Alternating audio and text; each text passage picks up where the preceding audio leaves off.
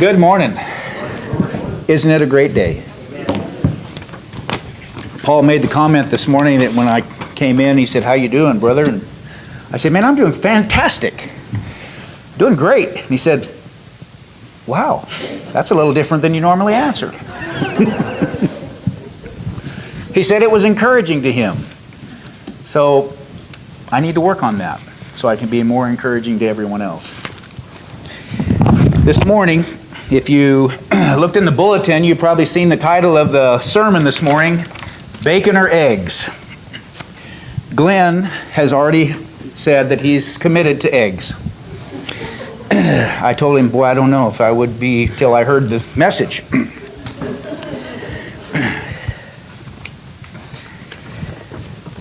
I am a big fan of breakfast, of course, and I can go for bacon, eggs, sausage, biscuits, gravy, whatever, but that's not what we're going to talk about this morning.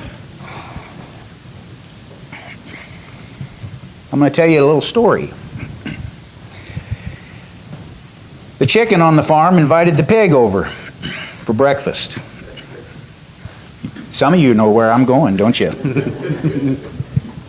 Glenn evidently didn't. He said, "Come on over for breakfast. I'll supply the eggs, and you supply the bacon."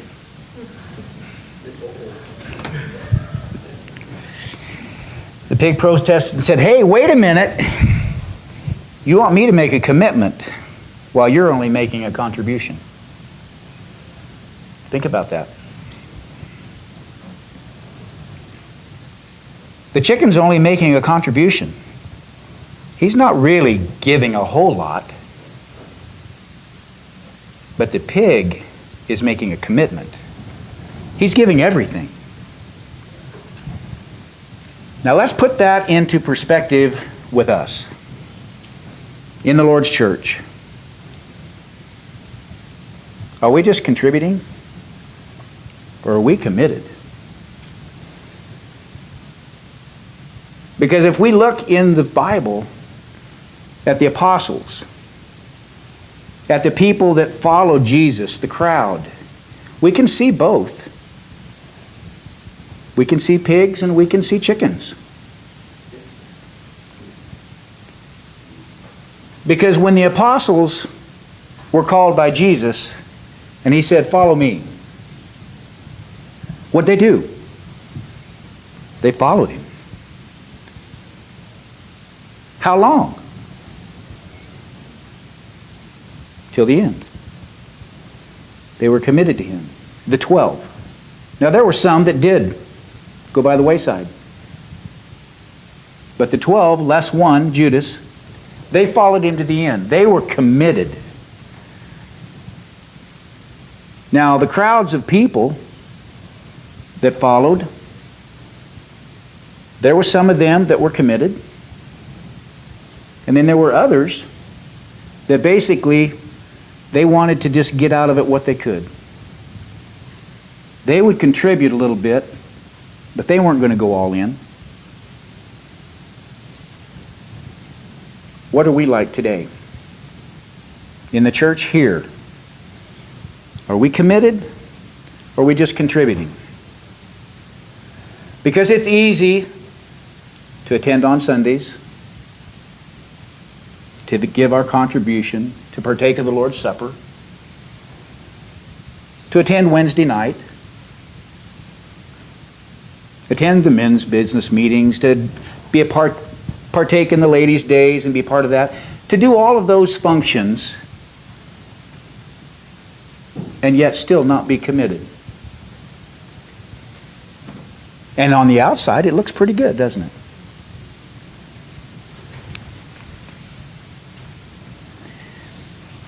In Luke 14, let's turn there. In Luke chapter 14, it tells us the cost of being a disciple. And that's what we are called to be, isn't it? We're called to be a disciple, to go into all the world and teaching and baptizing them. So he's going to tell us what the cost is. In Luke 14, starting in verse 26. If anyone comes to me and does not hate his father and his mother, his wife and his children, his brothers and sisters, yes, even his own life, he cannot be my disciple. And anyone who does not carry his cross and follow me cannot be my disciple. Suppose one of you wants to build a tower. Will he not first sit down and estimate the cost to see if it has enough money to complete it? For if he lays the foundation and is not able to finish it, everyone who sees it will ridicule him, saying, "This fellow began to build and was not able to finish." Or suppose a king is about to go to war against another king. Will he not sit down and consider whether he is able with 10,000 men to oppose the one coming against him with 20,000? If he is not able, he will send a delegation while the other is still a long ways off, and will ask for terms of peace. In the same way, any of you who does not give up everything he has cannot be my disciple. Salt is good, but if it loses its saltiness, how can it be made salty again? It is neither fit for the soil nor the manure pile. It is thrown out. He who has ears to hear, let him hear. That's pretty heavy duty there, isn't it?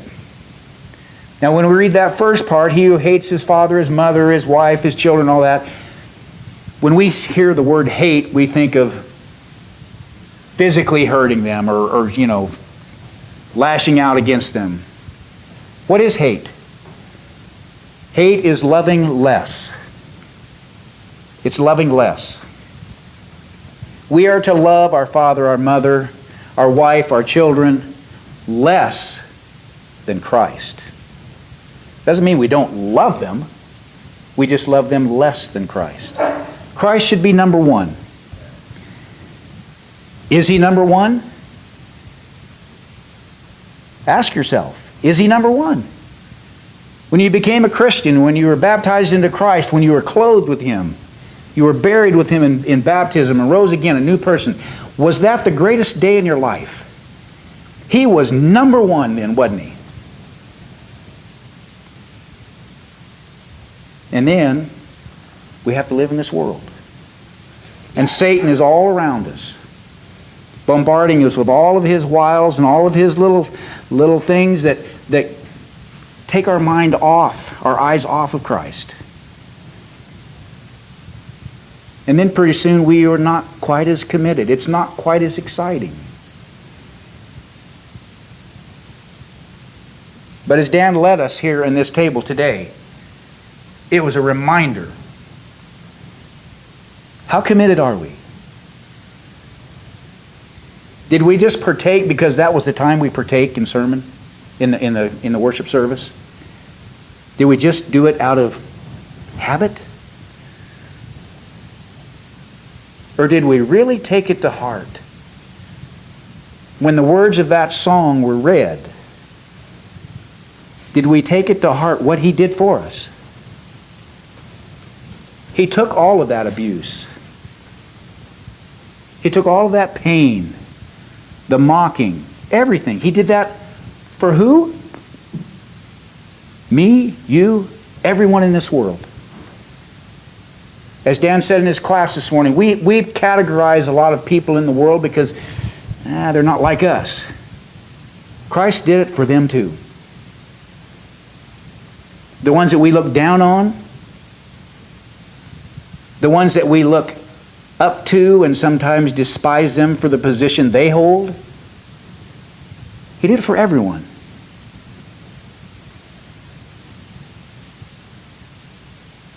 We have to be committed. In Romans 12:1, it says that we are to present our bodies as a living sacrifice, holy and acceptable. Do we do that? Do we truly do that?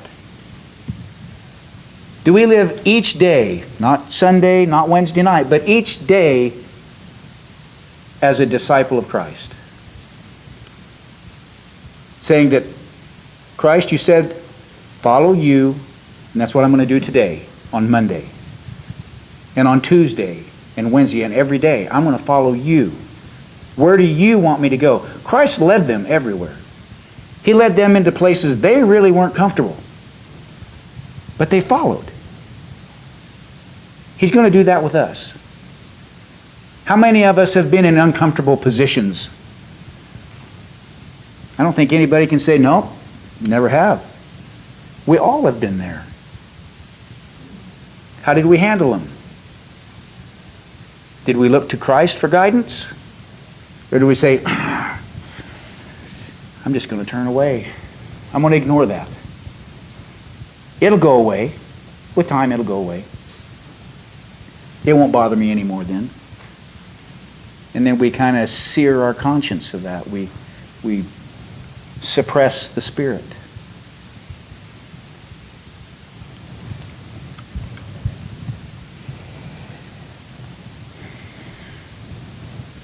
How committed are we? If this church building was sold, what would we do? Where would we meet? Would we just dissipate? Would we maybe attend another church, another denomination that maybe some friends were at? Think about it.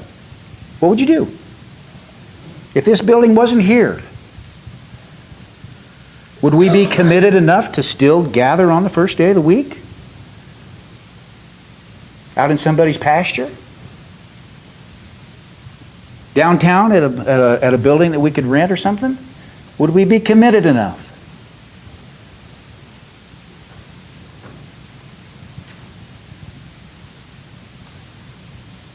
What if there was a situation in the church where we had to withdraw from someone?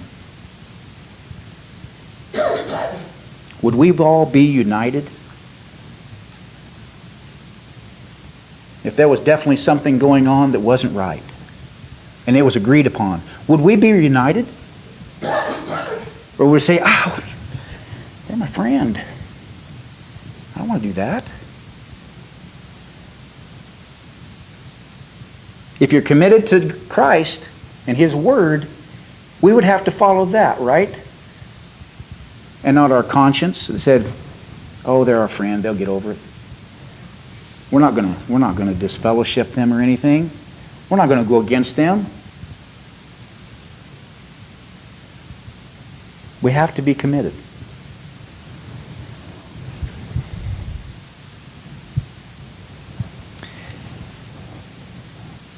What was Christ willing to give up for the Father? What was He willing to give up? We were reminded here at this table this morning what He gave up for us, His life.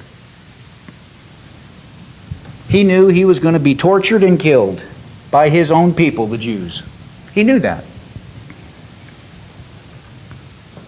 He went to the garden, and as Dan was talking this morning, He went to the garden and He prayed, Lord, not my will, but yours be done. Let this cup pass. I really don't want to do this. He knew what was coming. Let this cup pass, but not my will, but yours. I can't imagine what was going through His mind. What are we willing to give up? He gave up everything. What are we willing to give up? Are we willing to give up everything? I think about this and I put this in perspective, and it's taken us, Jill and I, 25 years to get into a place of our own. It's ours. Would I give that up? Would I give that up?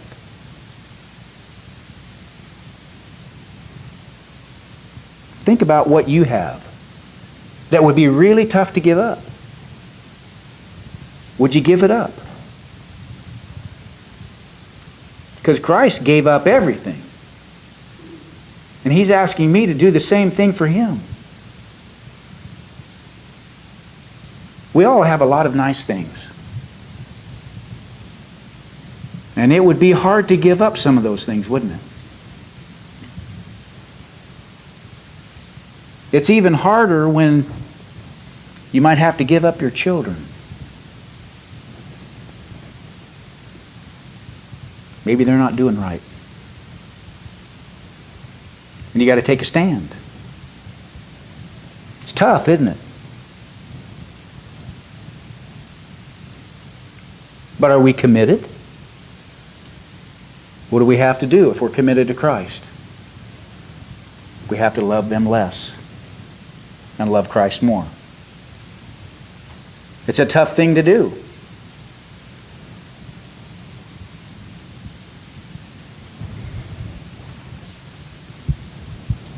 We must forsake all to be His disciples. The best illustration that we have in the Bible is the rich young ruler in Mark 10. He came to Jesus, "Good teacher, I have done all of these things." And what did Jesus say? Go and sell everything you have then. And how did he go away?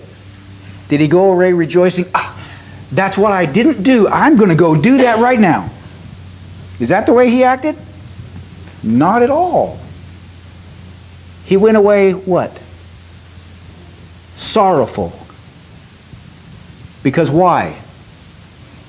He couldn't give it up. He couldn't do it. He contributed a lot there, didn't he? He followed all the commandments. He contributed. But he wasn't committed enough to give it all up.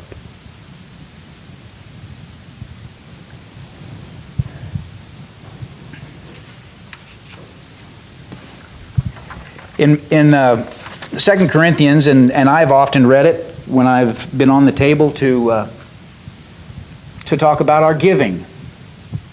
And in 2 Corinthians 8, it talks about the Macedonians and how they gave. And it's always was impressive to me how they gave out of their poverty and all of that. But the one thing that was always struck me is that they first gave themselves to the Lord. I think that's essential as a Christian. When we become a Christian, number one, we give ourselves to the Lord.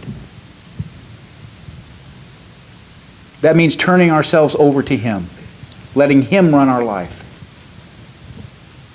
It's not just giving monetarily, not just giving our time. It's giving ourselves, our spirit, the way we do things. Give it over to the Lord. If we do that first, all these other things will happen. That's how they could give in their poverty.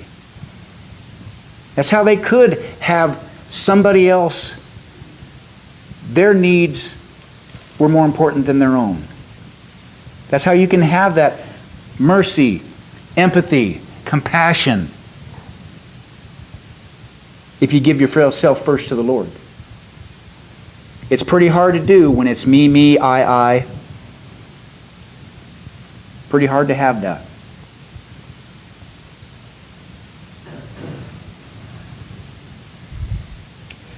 We read about the treasure in a field and the pearl of great price in Matthew 13. How that was so important. When they found the treasure, they bought the field. It was important to them. How important is salvation to us?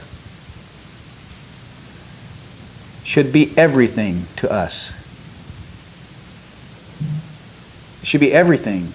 Because we're talking about an eternity in one of two places. An eternity. We can't even fathom eternity. We are so time-oriented. Everything is on time. It's scheduled.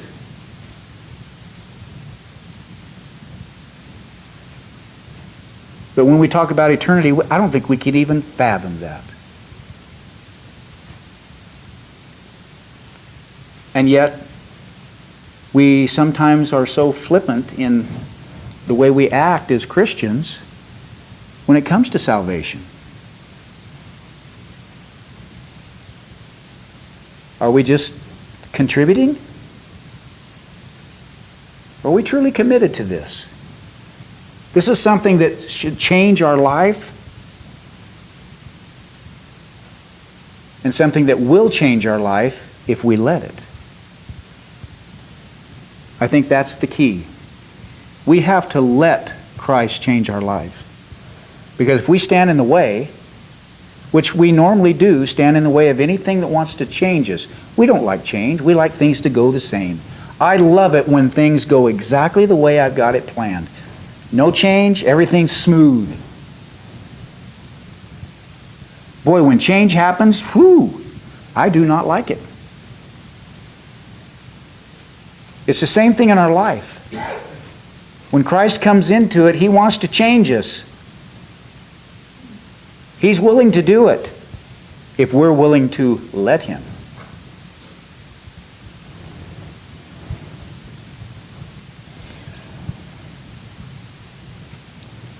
A lot of the crowd that followed Jesus, they were following for the wrong reasons. You know, He fed 5,000. And then they continued to follow Him, didn't they? Because they were being fed physical food. A lot of them weren't impressed with the miracle. They were impressed with the food. Because remember, it wasn't just a snack. Remember, they ate their fill. They were hungry and they ate their... It wasn't just a little cracker and a little piece of sardine here. They ate their fill. They were impressed. But they weren't impressed really with the miracle, was they? They were impressed with the amount of food they got. And a lot of them, that's the only reason they followed Him, was to be fed physically. There were a few that were being fed spiritually. But a lot of them, after a while, if the food wasn't there, we're going to go find somebody else. Somebody else that'll do that for us.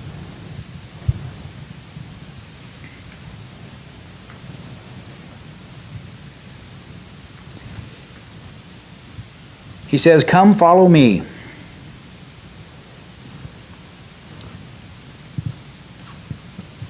When we look at the things that are out here that can tempt us, that can lead us astray in those little ways,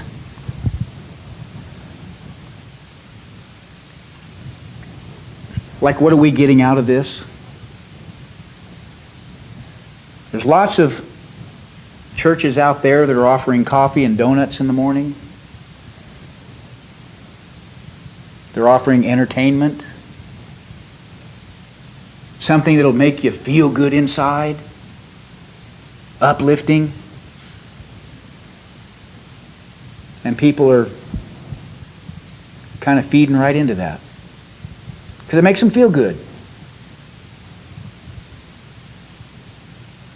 And I'm not a downer here to make us feel bad.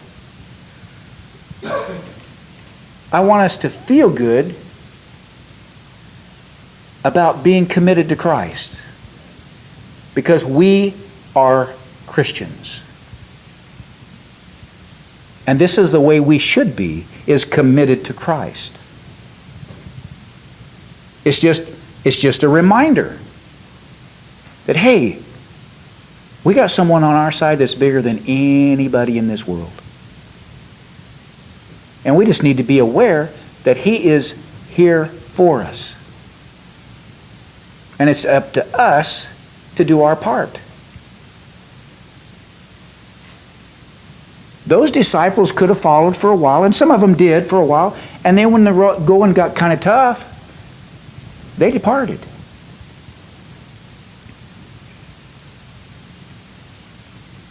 Remember when Jesus was telling the disciples about what's going to happen to Him? I'm going to be killed. I'm going to be going away from you. They've been spending 3 years with him. He's been teaching them everything that he knows. And they have been followers through thick and thin, through hardships, through all of this stuff. And then he's going to say, you know what? I'm going to be leaving you. And they're saying, no, don't do that. No, it's true. I'm going to be killed. What'd Peter say? Not on my watch. Nope, you ain't going to. Nope. What'd Jesus say to him? Get behind me, Satan.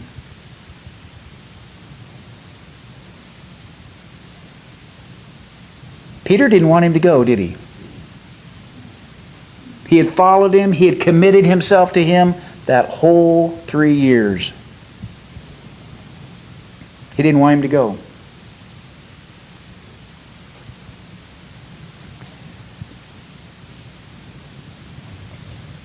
Let's turn to John chapter 6.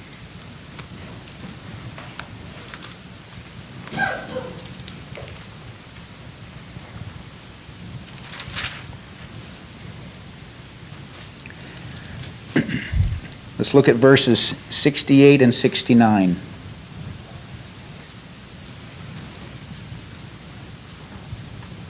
Actually, let's go before that.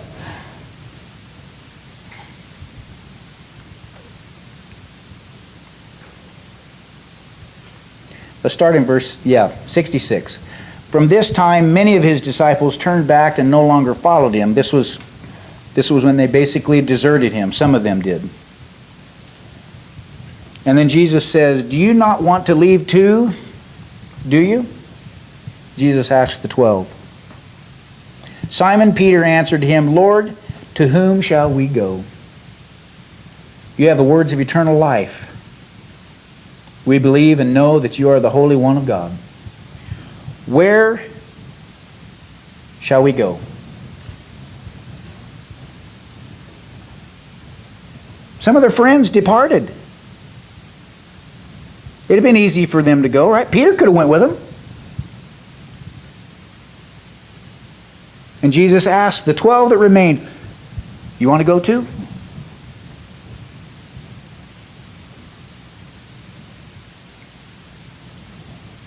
He said, where can we go? What's that saying? They were committed. We have nowhere else to go. We have committed our lives to you. There's no place else to go. Do we have another place to go? We do, don't we? We can go anywhere. We can go to another building. We can go to another religion. We can go to a cult. We can go out into the world. We can go anywhere we want.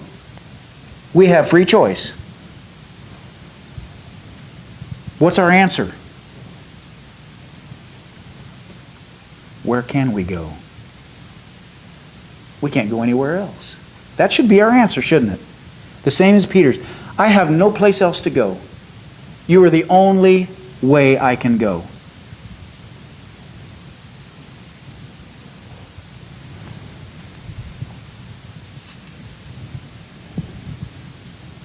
Have we truly committed our lives to Christ?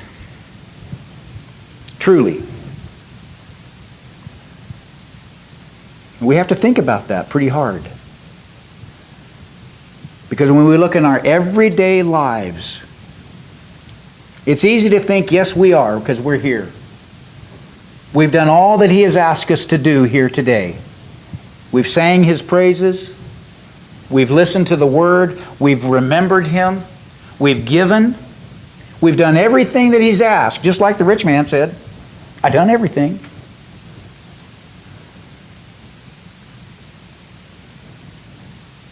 But have we truly given everything? Have we truly committed everything? The rich man was holding back just a little bit. Just a little bit. He didn't think it was no big deal. Are we? Are we holding back just a bit? Because we still like to be in control. We still like to have me, myself, and I at the forefront.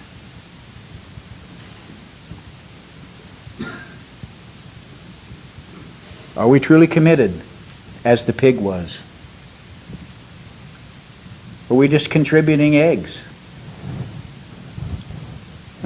We still have our own self. We're contributing, but we're still our own person.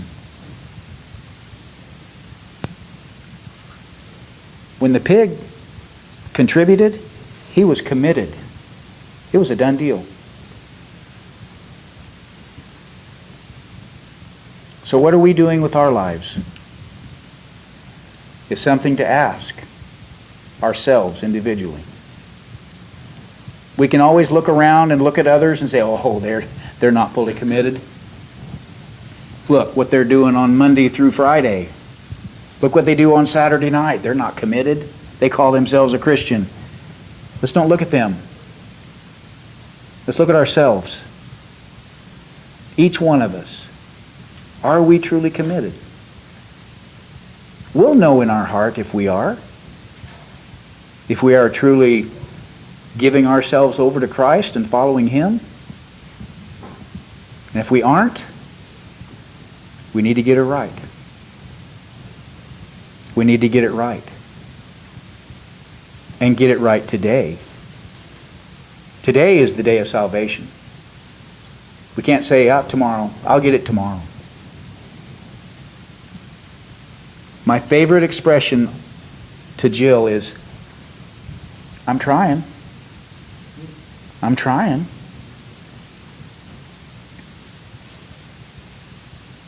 But is that going to get it? We got to do it. We don't just try. We got to do it. I'm trying to live right.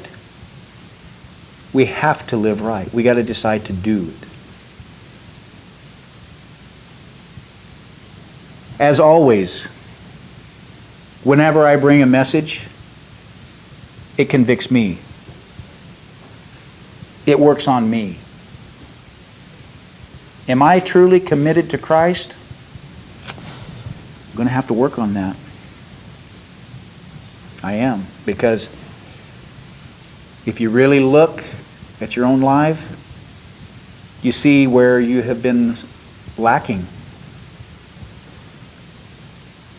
And I am going to have to do something about that. Not just try, but do something. Like my first comment, how I was doing today. I'm great today. I am. Because I am enjoying God's creation on a beautiful day with my brothers and sisters in Christ. It's a great day. If there's anyone here that has not committed to Christ through scriptural baptism to become a child of God, let that be known. If there's someone that they've been baptized, but they're not really truly committed. They haven't given everything. Let that be known also, so that we can help you and pray for you, uplift you and strengthen you in whatever way we can.